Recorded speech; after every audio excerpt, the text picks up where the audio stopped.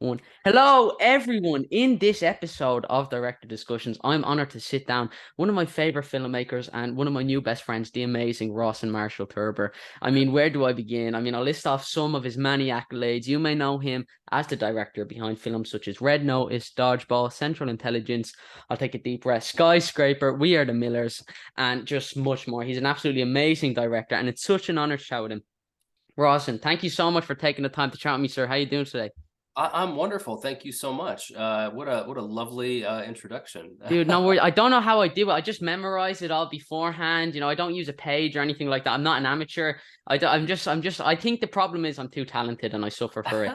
But dude, That's coming across. Dude, I can't thank you enough for taking the time to chat with me because normally when I interview directors, I tell my friends and they just do not care at all on no level. They just tell me to shut up. But then when I went in and I was like, oh, this director I'm best friends with, and they were like, oh yeah, what did he direct? And I was talking about Red Notice and Central Intelligence. And for the first time, you've actually gained some respect off my friends. So I mean, at least we can say one thing happened. So Keith and Ryan, if you're watching this, there's your shout out. But no, dude, I cannot appreciate you. Happy to oblige, Keith and Ryan. You guys have exceptional taste in cinema, quite clearly. And in Friends, we should probably mention that part. I prefer not to get wedged. I prefer not to get wedgie tomorrow if it's all the same. But dude, let's jump right into it. There's so many different things I'd love to ask you.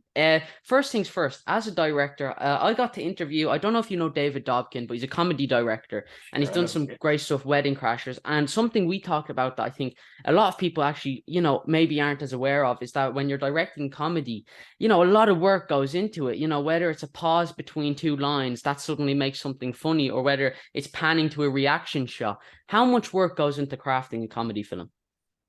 Oh, an immense amount of work. And you're exactly right that the smallest little changes in the rhythm of a line delivery or a beat or a moment make all the difference in whether a laugh works or it doesn't work. And some of that is written on the page, right? Some of that is discovered in the execution with the actors finding those moments. Or sometimes you'll have a fabulous actor who can just deliver it in such a way where on paper you wouldn't think it's funny, but the way in which he or she is able to put their own spin on it or their own performance on it just makes you laugh. There are a lot of incredible actors like that. The other thing that's different in terms of comedy, and I think it's probably the same in horror, is sometimes it's in the editing room where you find it, where you make those holes, those breaths, those beats, or you cut to the reaction shot at the right time. Or sometimes like you'll discover as you're working on your film that a joke isn't working the way that you'd hoped it would. And you realize that, oh my gosh, I haven't set the premise up with the audience correctly. Like they don't understand the premise for the punchline. So you have to work on the premise side. So sometimes it's a little bit like sort of being a forensic investigator at times when you're trying to massage those jokes and those laughs and those moments. So it seems easy at the end, right? Like it's just like, oh, what a laugh. But any director worth his or her salt will tell you that it's you're grinding, you're sweating it all the way through. And dude, the only way you can know if it's going to get a laugh is when it's playing in theaters and when you're showing it to someone, like that's exactly right. Well, sorry, please continue. I didn't mean to cut you off. No, dude, listen, no one's here to listen to me, but no, I mean, well, that. Yeah, sorry, please go ahead. Yes. Well, I mean, you're exactly right, which is anybody who knows anything about comedy will tell you that they know nothing about comedy, which is to say that you don't really know if something's funny until an audience laughs at it or doesn't. Right? You can be really confident that, oh, I think this is going to kill, like, cracked up the whole crew, or that little tuning fork goes off inside your gut and you're like, oh, this is going to be great. And and people have pretty good batting averages. I'd put mine up against anybody's in terms of having a sense of that, but you're always surprised. I'm always wrong. I can't believe, oh my God, they're laughing at that. I thought this would be the thing, but it's that works. There's just a tender moment and everyone starts laughing. You'd be sitting there like, oh, yeah. You're like, oh, I wasn't trying to be funny, but I'll take it, and so like that sort of thing is constantly surprising and constantly humbling. And it's been consistent since the beginning of comedy, filmed comedy, certainly. It goes all the way back, to to the silent film days, which, I mean, I don't need to do a whole history lesson, but all the silent film stars came out of vaudeville, right? So they would all do their routines, and they would work them out through the circuit, and so they would know what would make audiences laugh, and then that translated into film. But even Buster Keaton, Harold Lloyd, Charlie Chaplin, bow down, even Harold Lloyd back in the day would test gags. He would go shoot a physical gag or an idea he had for his feature, and he would take the reel, a one reel, which is usually like anywhere between 4 and 12 minutes.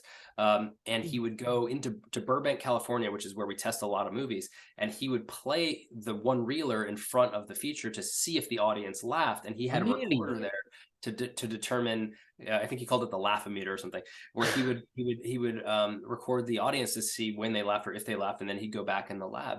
And that's the same process that many comedy directors use now. Yeah, when we test these movies, especially comedies, and I would imagine horror films, although I've never made one, you record the audience, you record them audio and visual and video now, and it's fascinating to lay that back in the editing room so you can see where they really laugh, where they're ahead of you, where they're confused in terms of the comedy side, and then you use that information organically to help you shape a lot of those scenes and a lot of the jokes and the rhythms of those things.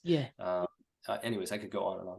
No, dude, that's fascinating. That's what I'd kill to get on this channel, that discussion. But is it different because for Red Notice, did you always know that was going on Netflix? Was that always the intention? No, I came up with the idea as thought it up in my mind, and then we went around town and pitched it to all the studios in town, and we had a lot of interest and a lot of offers, and we ended up going with Universal. And then we developed it at Universal. I wrote the script, and we got Gal Gadot, and we got Ryan, and we got to this point with Universal where the budget for the movie that we were going to make was more than they were willing to spend. I mean, that's the long and short of it. They said, look, we love you guys, but like, this is too expensive for us. And we don't want to hold you up and go with God. And Netflix jumped in right away and said, we love it. And we agree with the scope that you want to achieve. Right. Cause we wanted a big action, globetrotting kind of picture. And so Netflix completely embraced that creative approach and just snapped it up. Like I think it was like, Universal gave us our walk-in papers, and I think that, I don't want to say 15 minutes, but it might have been 15 minutes. And Netflix is like, we'd love to do this with you. And dude, not bad. Did you have to construct it differently because it was Netflix? Because, in theaters, maybe you'd have to pause. And it was like David Dobkin was talking about when he made Eurovision, he was talking to his editor, and he was like, people won't hear it if they're laughing at this moment. And he's like, there's going to be 7 people on a couch at the very most. They're going to hear the line. So did you suffer? Was that the same for you? Was it different constructing under the Netflix, or was it just the exact same as constructing any of your other projects? That's a great question. It was largely the same. I think David's right in that you don't typically need to make a hole for the laugh as much. So sometimes when you're making a theatrical film and there's a big laugh, right, or big reaction, you make a hole, or you dig a hole so people don't start talking over it, right? You let the laugh hit, and then the next line will come out as the laughter is starting to peter. But David is exactly right that Netflix, you're going to have anywhere between 1, but not usually 1 and 10 people watching, and so you don't really have to worry about that as much. But the only other than that, the only real difference is it's much more important on a streaming film or show, really, to make sure that you don't fuck up in the first 3 minutes. You need to grab your audience by the lapels right off the bat, because they have a remote in their hand and there are 7,000 other options. Yeah, that's right. Yeah, so I probably shouldn't have told you that, but yes, you have other things you can do. So, but when you go pay for a theater experience, you're there, you bought your popcorn, you're seated, you're not just gonna go and just get up and walk out. Fucking them out, right? Like, so it would take a lot to get you to walk out of a movie. Less so in my older age. I have very little patience. But I guess you know, there used to be an old adage that you can do almost whatever you want in the first 10 or 15 minutes. People will give you that to do something weird or interesting, or slowly set things up. On a streaming platform, you have to come out of the gate gangbusters, and so that was the only real thing that I considered differently. But I do that anyways. But it was mostly just paying more attention to that. Yeah, totally. And I remember there's a screenwriter called Scott Frank who wrote Minority Report and Queen's Gambit. And I remember I was reading an interview and he was saying stuff like in the intro, like that's the most important thing. Because if you have an amazing first 5 minutes, you have them for the rest of the film, basically. Like if you have the best intro ever. So that's really fascinating. It's not something I actually really thought about. But I mean, let's get nerdy. Did you create, I saw this on YouTube. You did a video with a Red digital camera on YouTube. Did you create your own custom camera for Red Notice? Oh, yeah, you can kind of see it right there. Really? Yeah, that's my camera. It's the RMT cam that the folks at Red. Do you polish it every morning? Do you just? No, I bow to it. I show my respects to every morning. You kiss it and put it back down. You know, you have the shrine dedicated to it. A very small, tasteful shrine. But yeah, the folks at Red were incredible for us. And my fabulous cinematographer Marcus Forder and I designed the camera, and you know, Marcus handled the technical aspects of what he wanted or didn't want on the body of the camera, and I handled the sort of aesthetic side. And yeah, it's the 8K Monstro that we shot on. But what was interesting, you know, I can get as technical as you'd like with it, but what was sort of fun about Red Notice is that both Marcus and myself wanted this sort of old school Hollywood glamorous feel to it. And so we looked for a long time for all of these lenses, and we found these ultra Panatar lenses that are incredibly old. And we paired this old anamorphic glass with cutting edge digital technology. So some of the lenses that we used to shoot Red Notice shot Ben-Hur and shot Lawrence of Arabia. And so, dude. Isn't that cool? And then there's lots of other little tricks, but essentially like pairing that old Hollywood glass with new Hollywood tech gave us, I think, a really sort of a neoclassic kind of look. That's so fascinating. So is that the camera you're using going forward in all your projects? Is that kind of the intention? Well, I think each project would require, you know, it would vary reassessment, right? Yeah. But I did really love Red, and I love shooting digitally. I know that's probably verboten to say, but I personally love it, especially. You'll get the film purists in the comment in a minute. What do you mean? You don't direct with the same camera that they did Citizen Kane with? Are you serious? You know, there's room for everybody, and I prefer this. I've shot, you know, 2 movies on film and the rest digitally. And I've shot on the Alexis system and the Red system, and you know, they all have pluses and minuses. I really like the Red. But what was cool about the Red camera system is they came up with a new camera right when we were in prep on Red Notice, which is called the Komodo Cam, which is a camera that's a 6K camera that's about the size and shape of a tissue box, right? Kleenex box or tissue box. And we were able to take that camera and put a very small, thin spherical lens on it and attach it to a racing drone. And it allowed us to get shots that had literally never been done in the history of cinema before, because the technology didn't exist. So if you ever have a chance to see Red Notice, the opening shot where we're going over Rome, and then we we dived on down through some Roman buildings and across the Tiber River and to the Castle Sant'Angelo. That is all done on a race drone operated by this incredibly talented race drone operator named Johnny FPV, who you can find on Instagram, who is the master of all things race drone. And then we also use that technology in the museum chase at the opening. There's a couple cool shots where the camera moves, and then there's a big chase sequence at the end in a mine shaft. We use the race drone there. And you know, GoPro race drone technology has been around for a long time, but that's 1080p, and it's not really cinema grade. And when you blow it up, it gets really grainy. So this is the first time that you had, this is the first time. So you could use it sort of in like 8 frame or 10 frame bits, because you wouldn't really catch that it was the image quality was so degraded.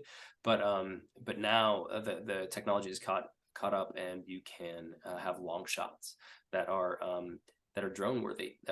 And Michael Bay used it a lot in Ambulance, his recent film, and the Russo brothers used it a lot. They actually used Johnny FPV too. In Grey Man, I clocked that. Yeah, there were some scenes where the camera. Yeah, I think like you could definitely see that there. That's really fascinating, man.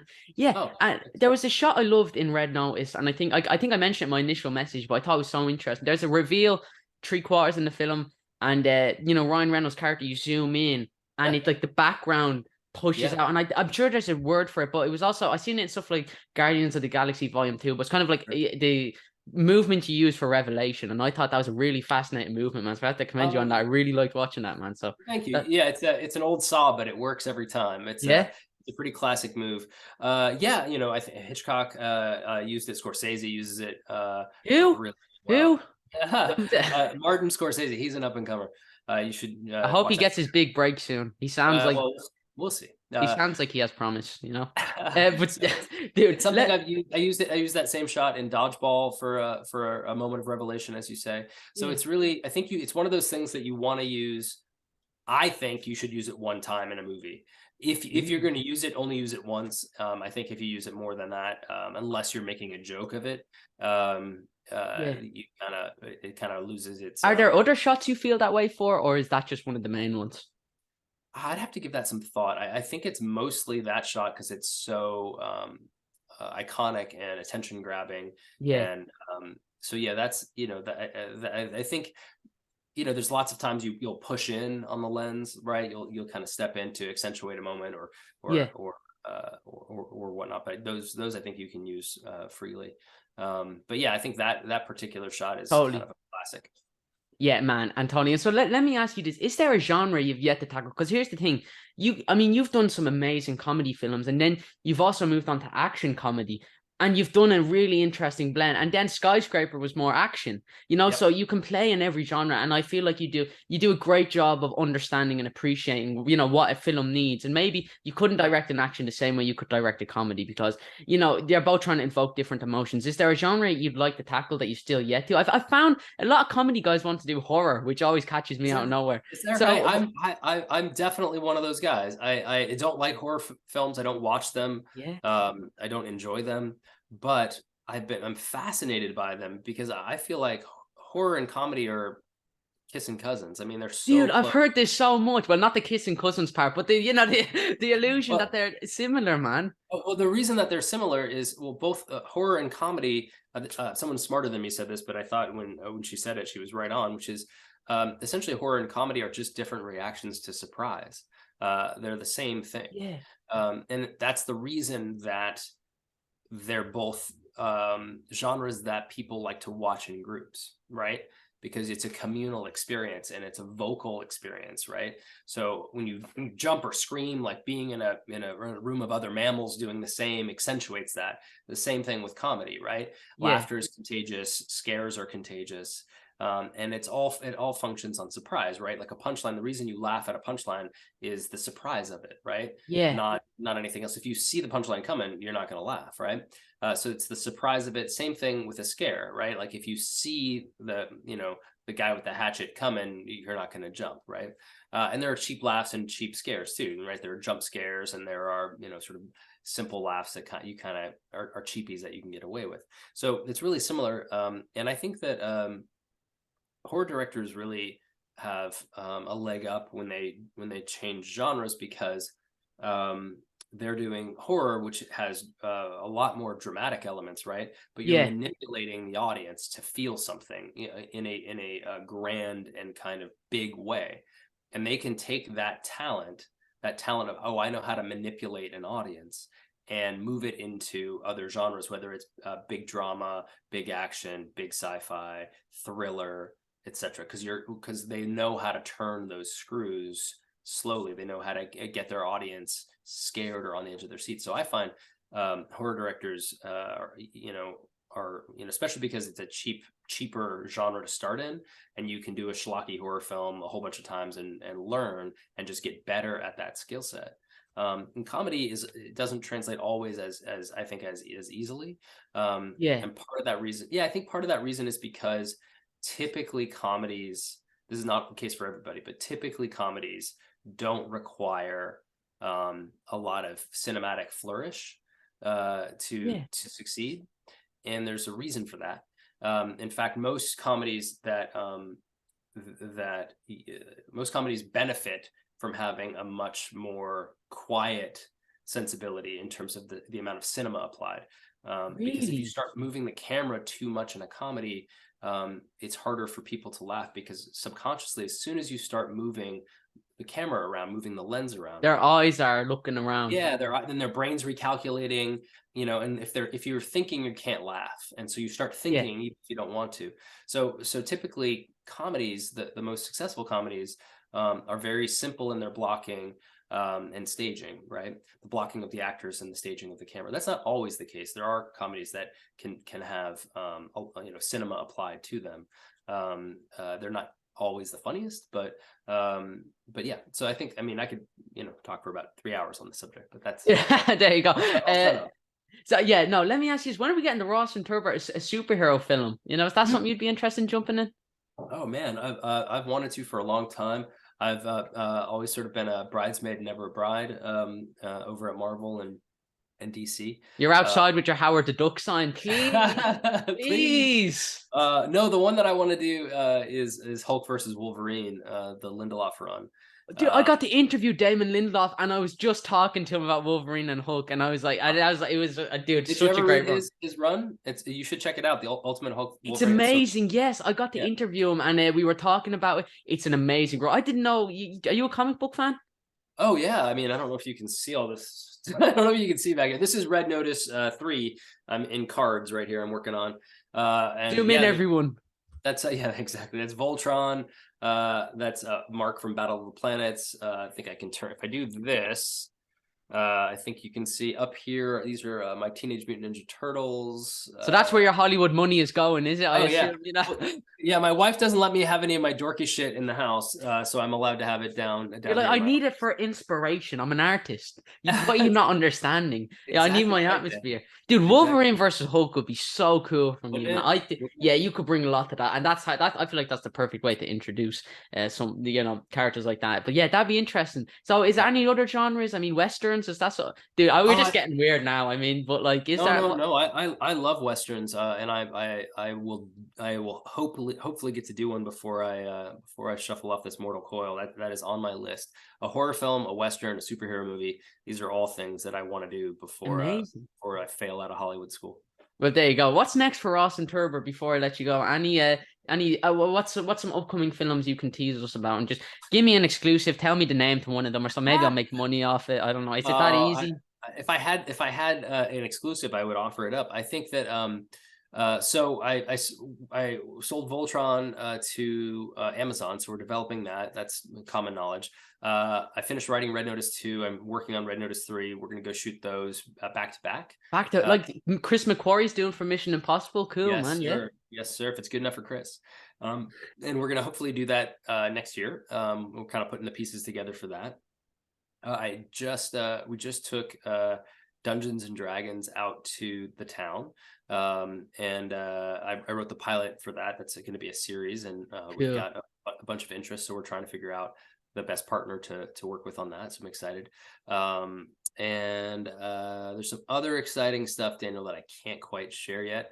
NDAs don't matter. I'd be in big trouble. It'd be worth getting sued, wouldn't it? But not for me. It'd be worth it. Come on, just a little bit. No, I'm messing with you, man. Next time when I can, I'll share it with you, man. But yeah, I'm just super busy, and really, what's been cool about it is everything that I'm working on, I genuinely love. Dude, that's the best way to be, man. Yeah, right. It's me and you, Howard the Duck, soon. You can come over to Ireland. I might let you crash in my house. My people will talk to your people. I'm busy nowadays. I'm Irish. My mom's Irish. My whole. Have you ever been to Ireland?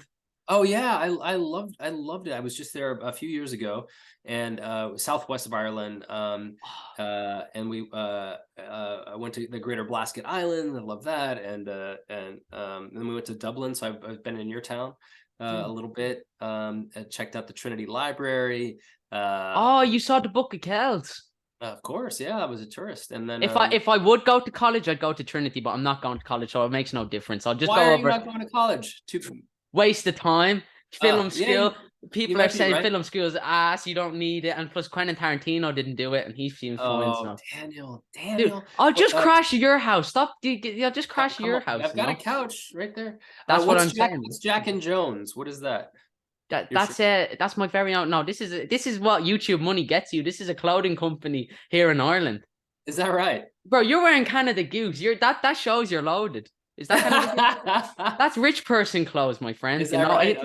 This just cuts out. I don't have the funding to do the other half here, but this is my Rawson Thurber shirt. I'm never gonna wash it now because of this. I don't wash my clothes anyway. Rawson, my last question before I let you go. What advice would you have for anyone looking to become a filmmaker? Oh, what a question. Go to college? No, we certainly don't need to. You don't even need to go to film school at this point. Gosh, somebody looking to break in. Are you talking about like being a director, being a writer, being a writer-director? What's the director, a filmmaker, so to say, or just to get Howard the Duck film off the ground? Either one, whichever one you prefer. Well, I think what's great about right now is the barrier to entry is incredibly small. So if in fact, it almost doesn't exist. So if you want to be a director, let me just say right now for everybody listening, you are a director. Like, go do it. You don't have to wait for anybody's permission. You've got a camera in your pocket, and go start making stuff, right? Because you can make something right now. Right, you can go get a couple friends and you can shoot something and cut it and put it together and put it on YouTube and get it seen. And the more that you do that, the better you'll get. And what's so cool about how everything is right now is you don't need somebody to say yes to you. You only need to say yes to yourself. So if this is something you want to do, then the only obstacle is you. You can do it right now, and you should. Dude, Rawson, I cannot thank you enough for taking the time to show me, sir. What a pleasure. Truly, that's some amazing advice, everyone. But, like I said, one day I'll come over to LA. You can buy me some Canada Goose. I'll just crash on your couch. I'm not picky. I like 3-course meals a day. I don't ask for much. I am Irish, so I need the spuds, the roasts. Are you on Facebook, Instagram, Twitter, anything like that? I've removed social media from my life, but I am on Twitter and Instagram at Rawson Thurber for both. I check them very rarely. And I post very rarely. So if you send me a message or tweet at me or something and I don't respond, it's mostly just because I haven't checked. So I apologize in advance. But yes, and Facebook, no. Any new projects? Well, I'm pretty busy on Red Notice 2 and 3. Those are keeping me busy. And then there is a new project coming up, like I said, but I can't quite spill the beans just yet. Dude, Rawson, what a pleasure has been talking with you. Everyone, thank you guys so much for watching. Follow me over on Twitter at DanielFee33. Everyone, please make sure to like and subscribe. As always, link for the National Deaf Children's Society. If you have the means, please make sure to like. But yeah, thank you guys so much for watching. Go check out Rawson's work, and I'll see you all in the next video. Bye.